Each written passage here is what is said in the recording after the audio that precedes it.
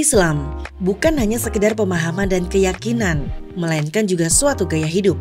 Seorang muslim yang meyakini Islam harus mencerminkan nilai-nilai Islami dalam setiap aspek kehidupan sehari-hari. Ketika kita berbicara tentang gaya hidup, ini mencakup bagaimana kita tampil dan bagaimana kita berinteraksi dengan orang lain. Hal ini juga berkaitan dengan aspek fashion dan tata rias. Menjawab kebutuhan tersebut, saat ini mulai merebak layanan perawatan wajah dan tubuh bagi para wanita berbasis Islami. Namun, sudah sesuaikah layanan tersebut dengan standar Islami?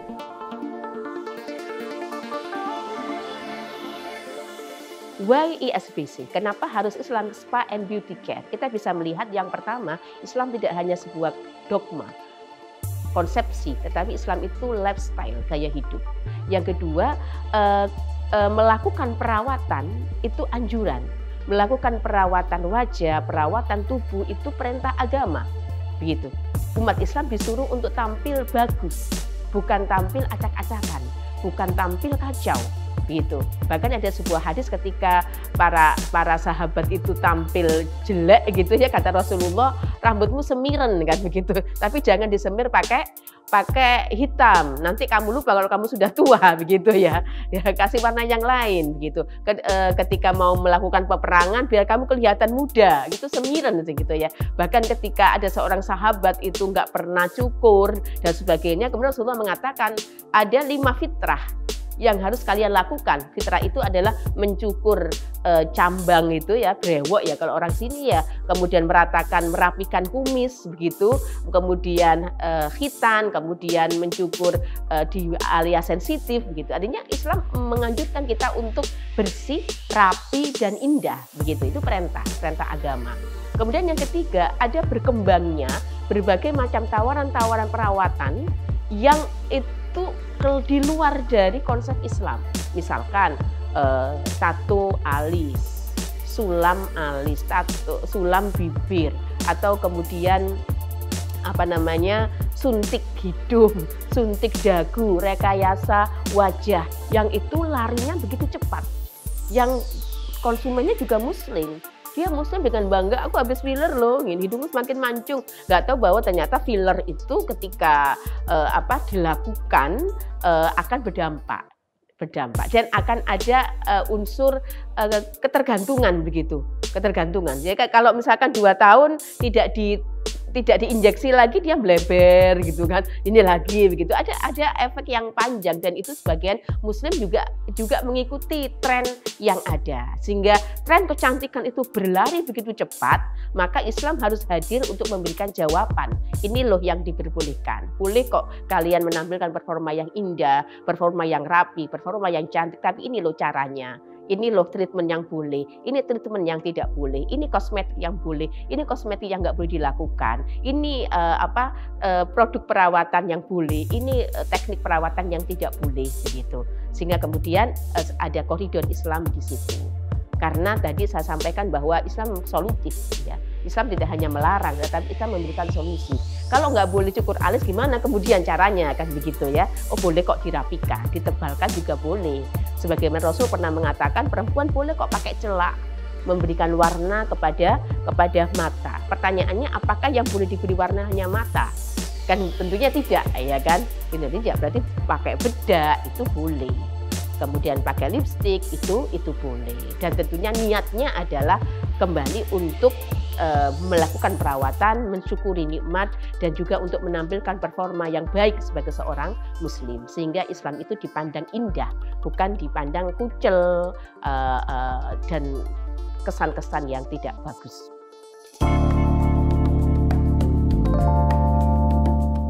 Jadi yang pertama, laqad khalaqnal insana fi ahsani taqwim. Sesungguhnya Allah telah menciptakan manusia dalam sebaik-baik bentuk, secantik-cantik rupa dibanding dengan makhluk Tuhan yang lain.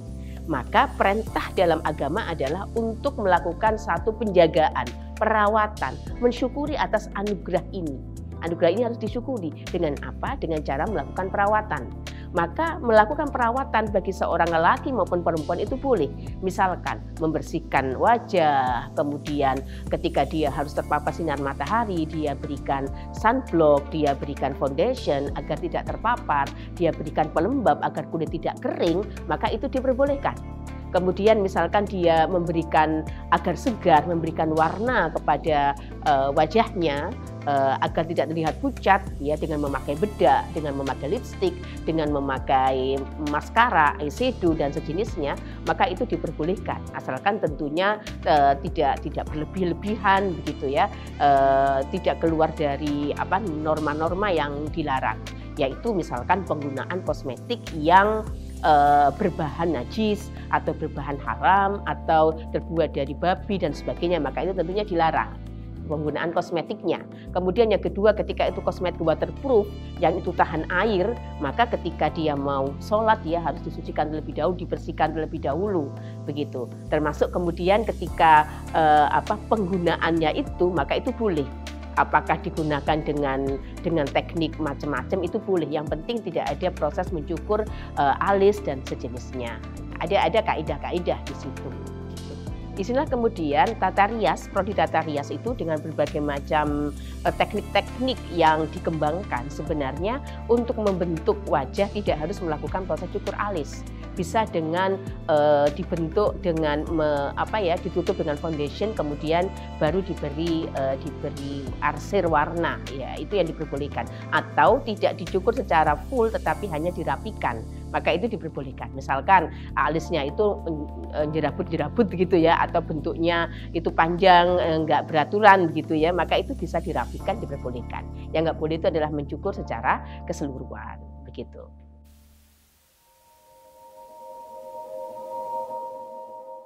Industri kecantikan Islam itu merespon banyaknya kebutuhan dari kalangan muslim, muslimah untuk melakukan perawatan diri yang mereka nyaman, tidak was-was dan yakin atau ada sebuah keyakinan bahwa apa yang mereka lakukan itu tidak bertentangan dengan nilai Islam. Maka bermuncullah kemudian ada klinik syar'i, ada klinik halal, ada klinik muslimah, ada salon syar'i, ada salon muslimah, ada salon halal begitu, yang memberikan penawaran berbagai macam. Apakah itu perawatan wajah, perawatan rambut, bahkan juga body spa, perawatan tubuh, semua mendapat itu ada sarana kita untuk melakukan treatment baik di salon maupun di klinik kecantikan.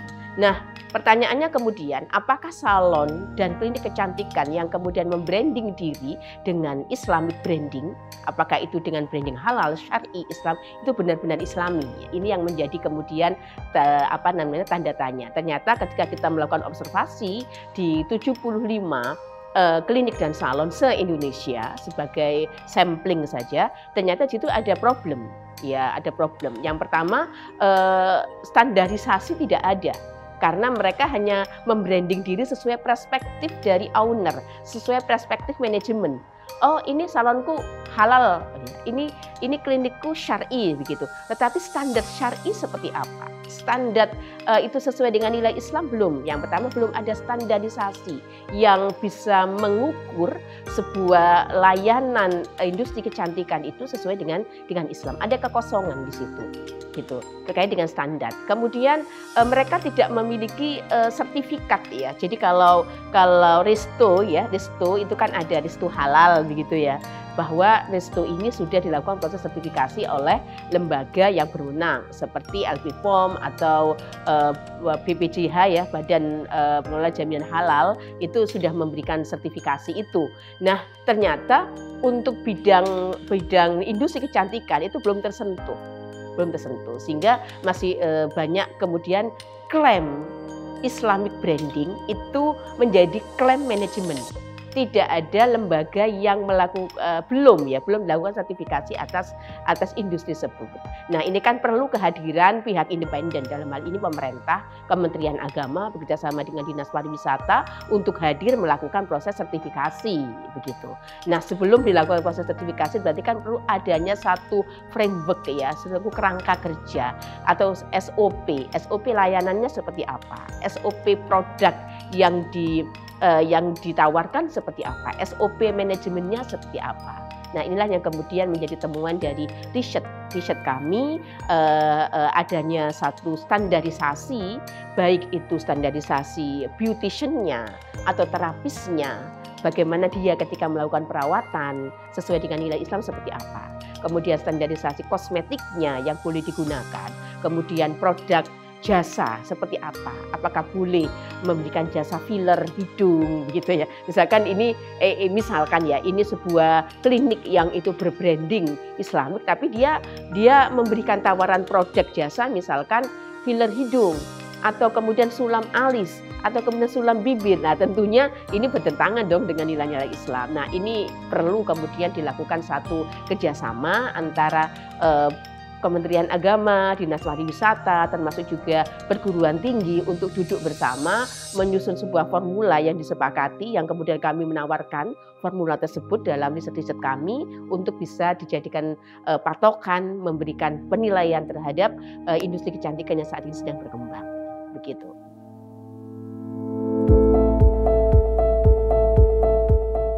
Untuk sampai pada satu capaian agar industri kecantikan halal atau Islamic branding itu sesuai dengan nilai-nilai Islam, maka memang perlu kehadiran perlu komponen yang perlu ditelaah bersama. Yang pertama tentang standarisasi dari pelakunya atau beautician-nya, terapisnya, itu yang pertama. Yang kedua adalah standarisasi layanannya. Kemudian yang ketiga adalah standarisasi produk yang ditawarkan. Kemudian standarisasi manajemennya, manajemen usahanya.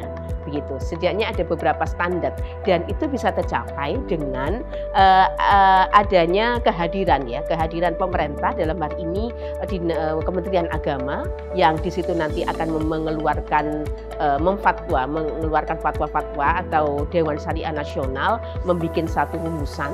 Kemudian di situ ada Dinas Pariwisata karena Dinas Pariwisata ini mengayomi salon-salon dan Dinas Kesehatan yang mengayomi klinik kecantikan, kemudian juga dari perguruan tinggi untuk duduk bersama untuk menyusun sebuah formula yang kemudian formula ini menjadi sebuah rumusan nasional yang menjadi patokan sehingga kemudian dilakukan proses sertifikasi klinik atau salon syar'i atau salon islami atau salon halal begitu.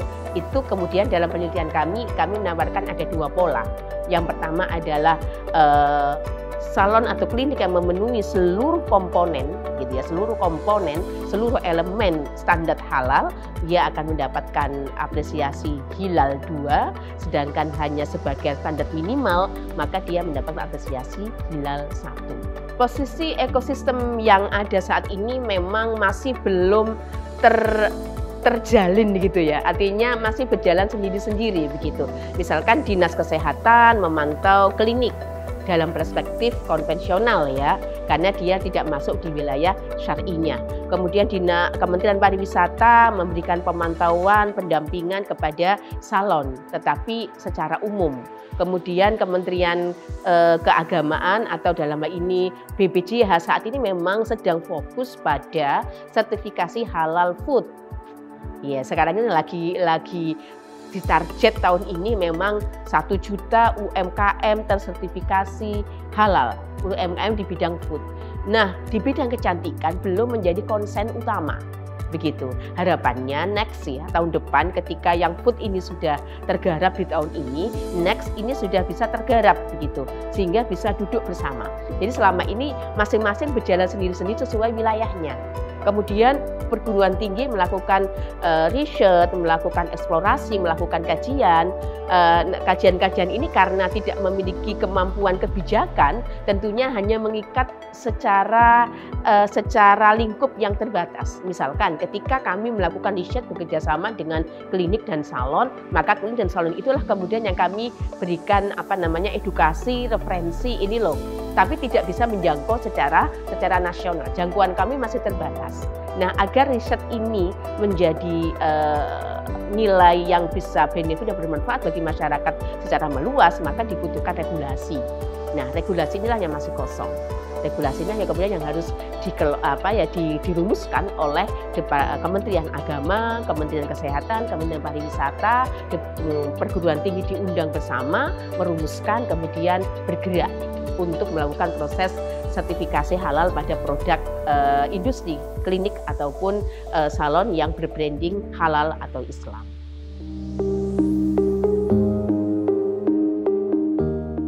Sesungguhnya kecantikan tidak hanya berkaitan dengan performa lahiriah, tetapi dia juga performa batiniah. Ada inner beauty yang terpancar dari kepribadian yang baik, tutur kata yang mulia, perilaku yang bisa memberikan contoh, itu adalah kecantikan dari dalam. Kecantikan dari dalam didukung oleh kecantikan dari luar. Maka seseorang muslimah tidak hanya atau wanita tidak hanya mengejar performa lahiriah, dia juga harus melakukan evaluasi, refleksi terhadap performa batiniah, sehingga ada dua tampilan yang muncul, yaitu sebuah kepribadian yang bagus, tutur kata yang indah, perilaku yang bisa memberikan contoh, serta tampilan fisik yang menghargai tubuhnya, menghargai yang menciptakan dirinya, yaitu yang Maha Kuasa. Begitulah kiranya, karena kecantikan itu dalam perspektif modern dan dunia barat itu terus berkembang. Kita tidak akan selesai untuk mengikuti standar kecantikan yang setiap detik itu bisa berubah. Maka seorang perempuan harus memiliki keyakinan bahwa yang diberikan oleh Tuhan itulah anugerah terbaik untuknya.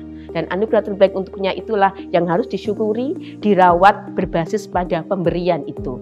Maka merawat kecantikan tidak boleh keluar dari fitrah penciptaan. Tidak boleh melakukan operasi tambal hidung, tambal dagu, mengurangi rahang agar seperti Barbie dan sesungguhnya seperti itu, karena sesungguhnya kita terlahir sudah cantik bagi seorang perempuan.